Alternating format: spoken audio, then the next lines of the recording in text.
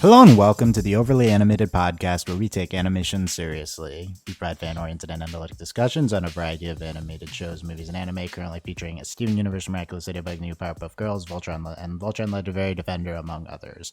I'm Dylan Hysen, and today I'm joined by Delaney Stovall. Hello. Today, Delaney and I will be continuing our Voltron Legendary Defender episode discussion marathon, this time talking about episode 2, Some Assembly Required.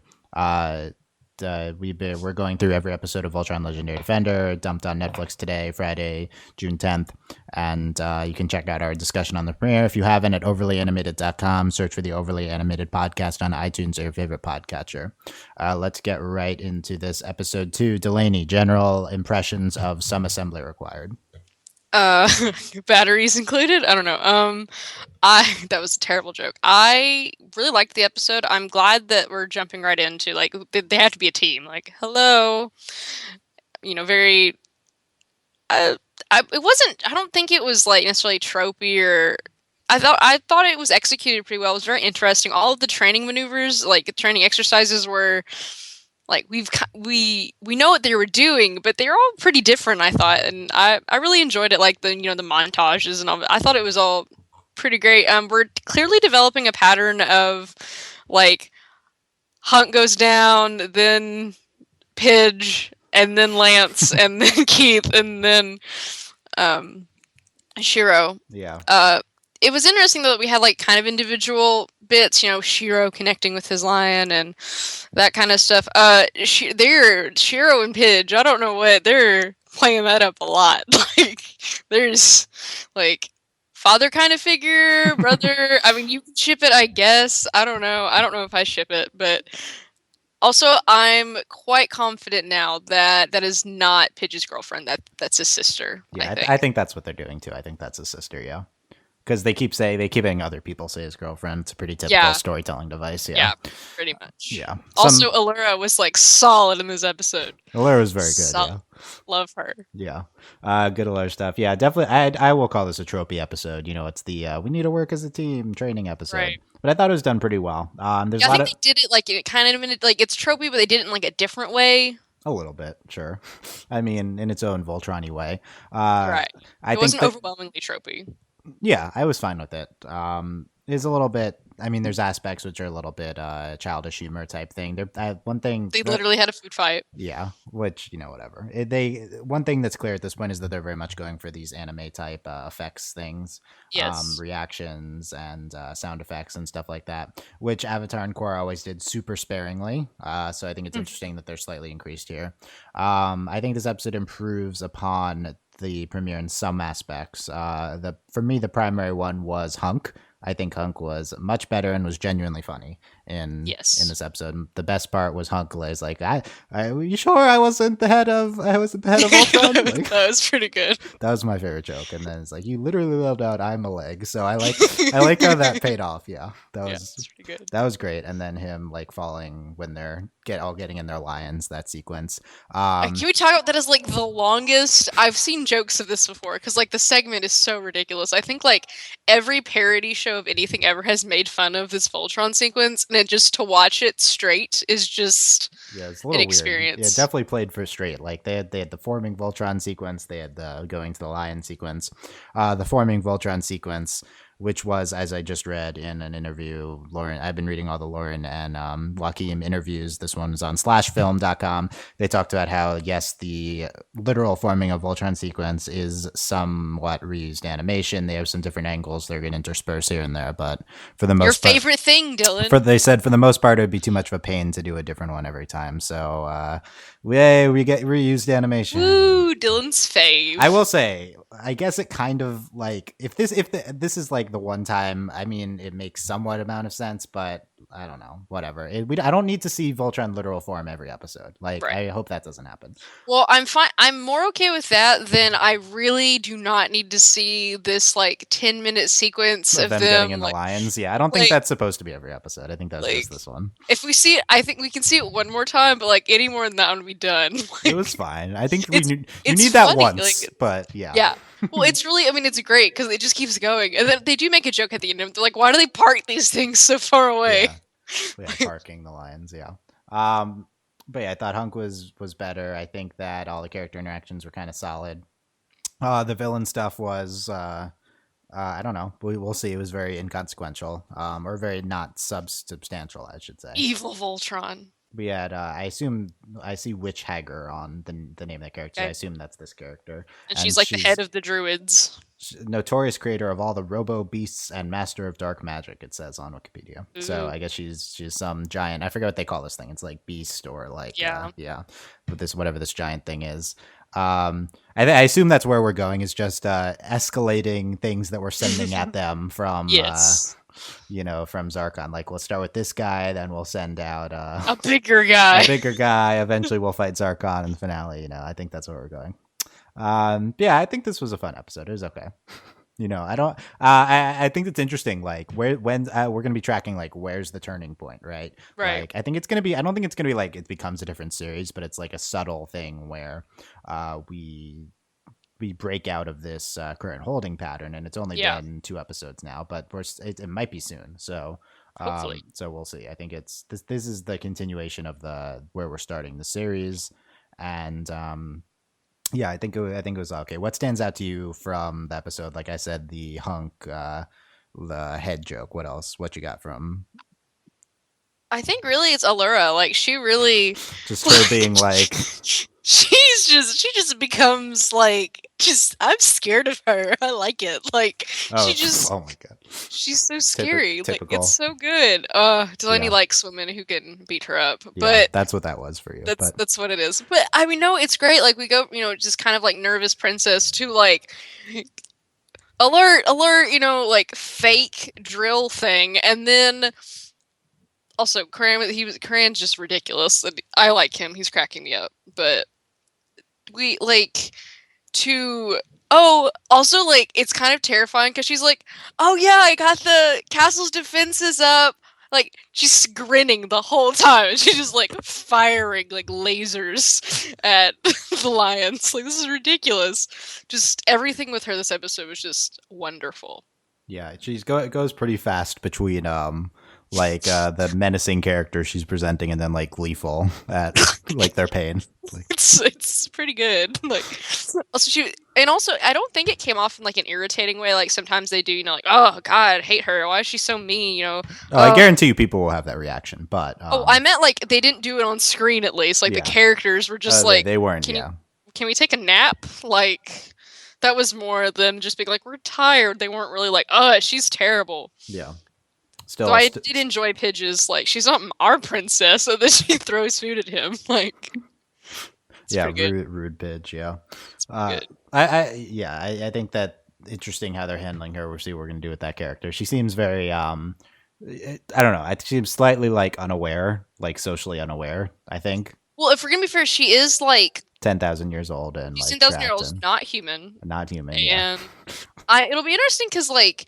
So she did she referred to them as Earthlings, and did I'm she? not. She did. She was like, "Do Earthlings ever Oh my stop God. complaining?" Yeah, And like, I feel like she's supposed to be like in some form of like some sort of like equivalent to their age.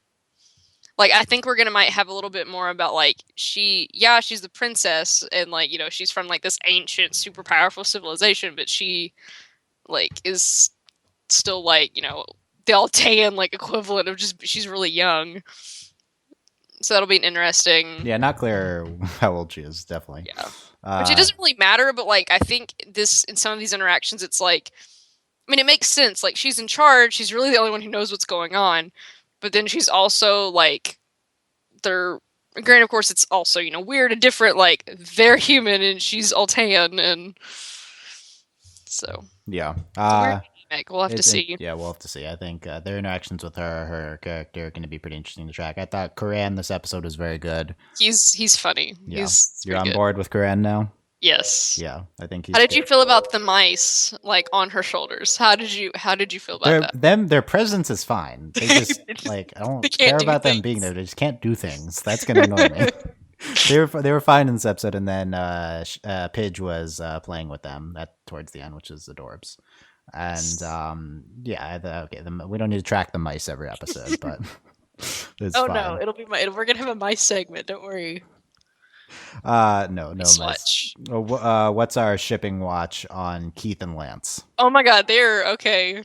We are developing an OTP swiftly, Lance and Keith.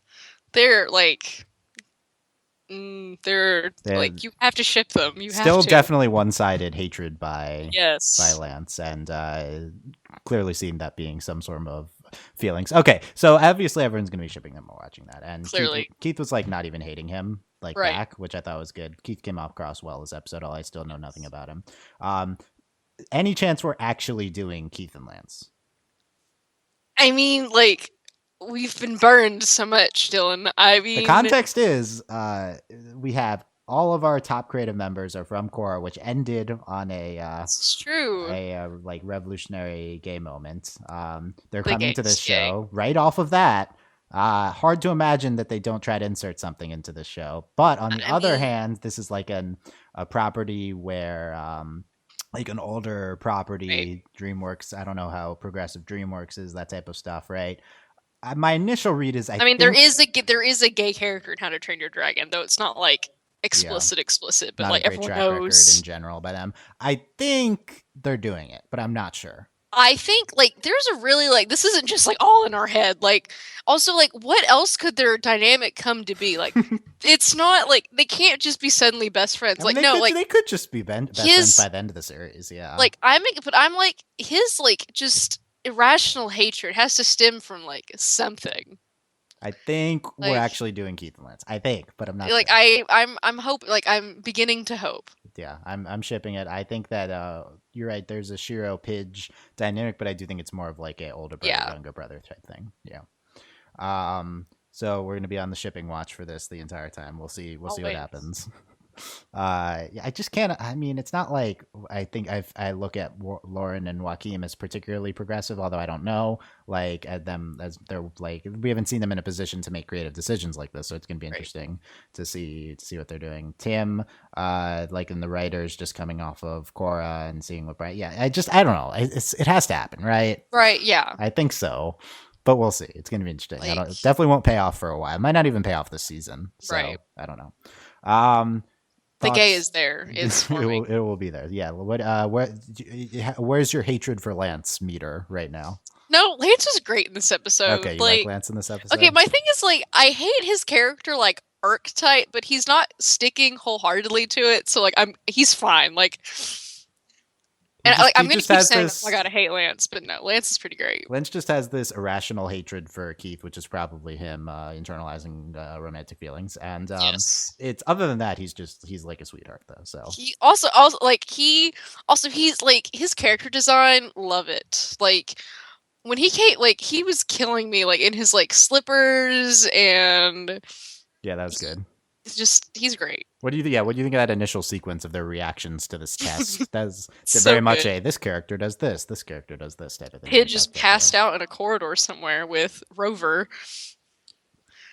Yeah. And yeah, I like Lance just being the one to sleep through it, like with earmuffs or something, right? And in a mask, like he's wearing an eye mask. That's me when I sleep, so I feel you. He's great. Yeah. Where are we on? Are you with me on Hunk being much better presented this episode? Yes, definitely. Also, like I don't know what it was, just the sequences with him just trying to get to the line were just funny. Like he was good. Like it wasn't like they didn't, he didn't vomit, which is solid. Yeah. Already improvement. There was no vomit. Yeah. It's good, and it was. I really liked at the end where he was like, "We're brothers," and just like that was great. I really liked that. Yeah, that was good. I did like that scene. And they weren't mean about it. Like they were like, "Did the G-force get to you?" Like they weren't like trying to push him away or anything. Like they were just like joking with him. So I have high hopes for, we can have 5 guys and they can be affectionate and cool with each other and not be like, "Oh." Yeah, this is one of the better like 5 male dynamic. Yeah, like I'm enjoying it. Yeah. The Zarkon watch last podcast an hour ago. I said he seems more he seems more like calculated and logical than like masculinity driven villain. JK, I take it all back. Yeah. They clearly contradict that this episode. And Must cut the infection before it the weak, spreads. he literally said the weak like die Yeah. and the strong. So, like that's the Yeah, that's typical literally what happened. toxic masculinity Yeah, never villain. mind. Like that's where we're going with that. Take it Okay, which back. is fine. I don't care which way we're going. Right. I guess the cold calculated ruler would be slightly more interesting, but usually the I think he's like this.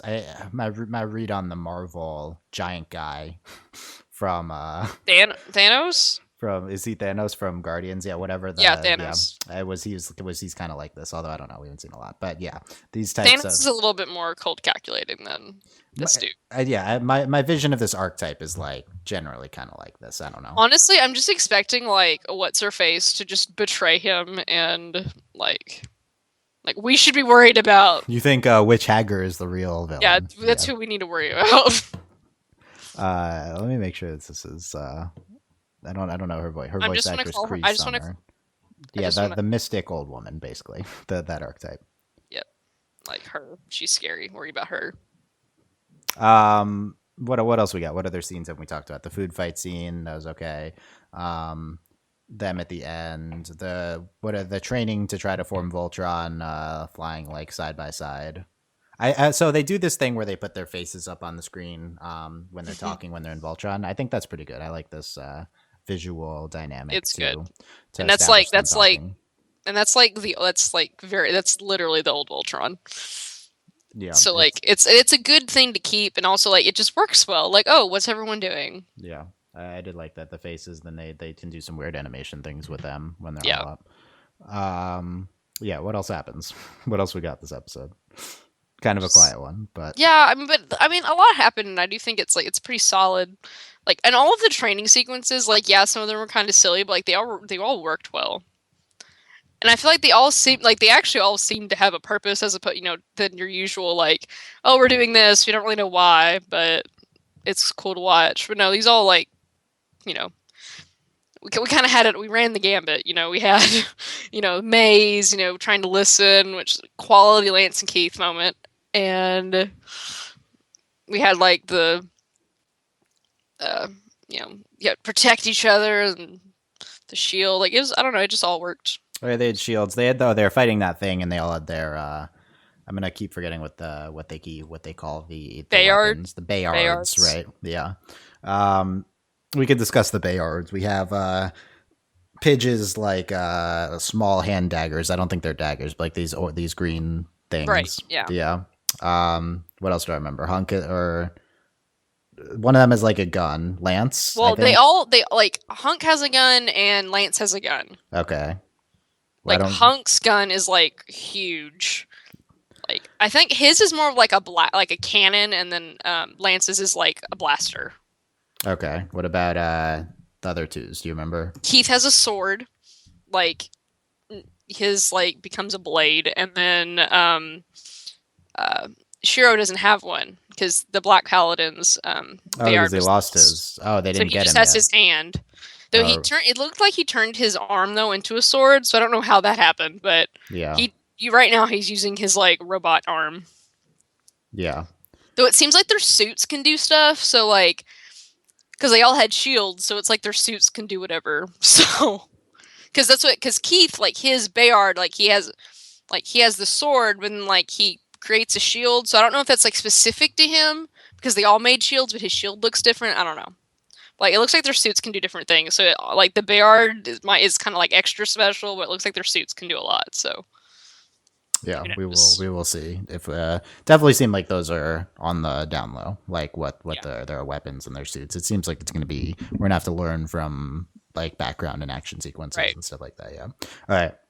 Where are we going? It's going to be hard to predict, but obviously this thing is coming towards them. Are we just going to play it straight, fight that thing on the planet that they're at? Or are we any bold predictions to make about where we're going with the story? I don't think they're gonna be like fighting. Like if that thing comes, I don't necessarily think it's coming for Elris. Like I think Eris or however Eris. I think it might be like we're going off world very soon.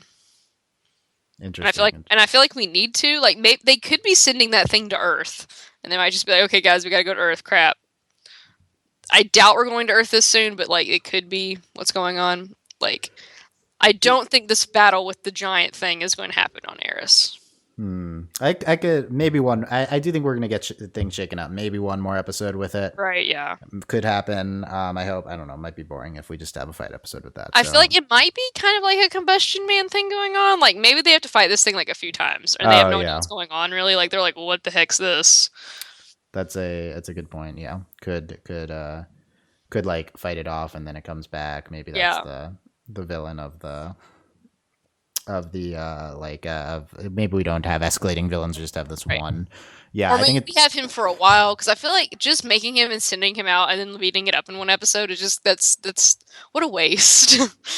Yeah, I agree. Yeah, I think it's interesting. I do think we have to go to Earth at some point. I think that's coming. Oh, yeah, definitely. And I'm curious to see. I'm still expecting some sort of twist we can't predict. So, well, it'll be interesting because like they've suggested, Allura was like, we have to, basically we have to save the universe. And we've established he has conquered the majority of the universe, which, okay, we can take back, all the mocking we did, Yeah, he didn't find the lions, but he did conquer most of the known universe in 10,000. I don't take back the mocking. You still should have just killed that lion, but... no, we can still mock about the lions. He still didn't find all the lions. That scene with them in the maps was pretty gorgeous.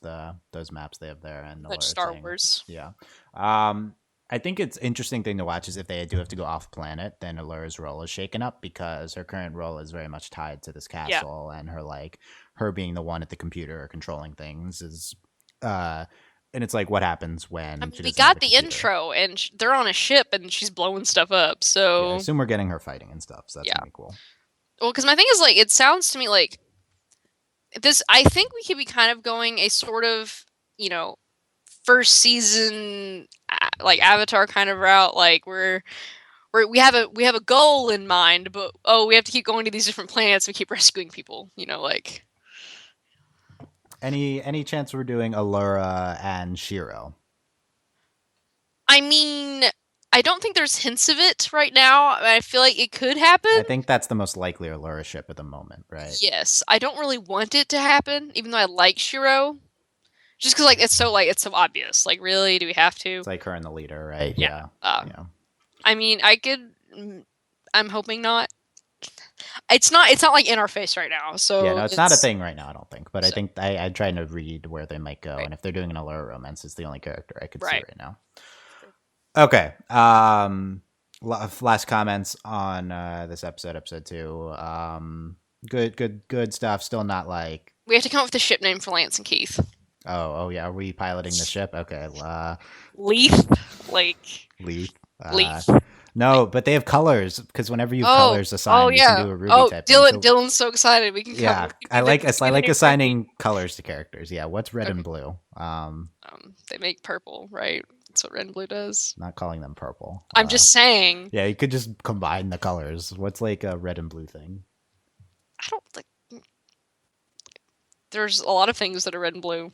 We're terrible. We shouldn't be. We should be at too much power. Like the Pepsi logo, right? Okay, Pepsi. There we go. Okay, no, this is terrible. This is not their ship name. Pepsi. Okay, we have purple and we have Pepsi. Okay, Pepsi. Leave your comments on what their ship name should be. Comments. Just better. What's a better ship name? The lions don't have. They're just colors, and their lions don't have names. Like this is there is not enough here to come up with a really quality ship name. Yeah. I mean, Leith is still an option because it's their names. Leith. Leith. I don't like Leith. Or we can give it something ridiculous because they're they hate each other. Like we could. Well, it's one-sided actually.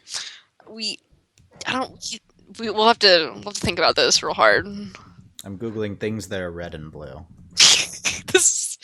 Oh man. The American flag, but it has white on it. That was the first thing I thought of. That can't be their ship name. They can't. What are we gonna do? It's just, like a political map, like with the Republicans. Yeah, is that where we're going? Oh my God. That came up. Pokemon Red and Pokemon Blue. That came up. Their ship name, Pokemon.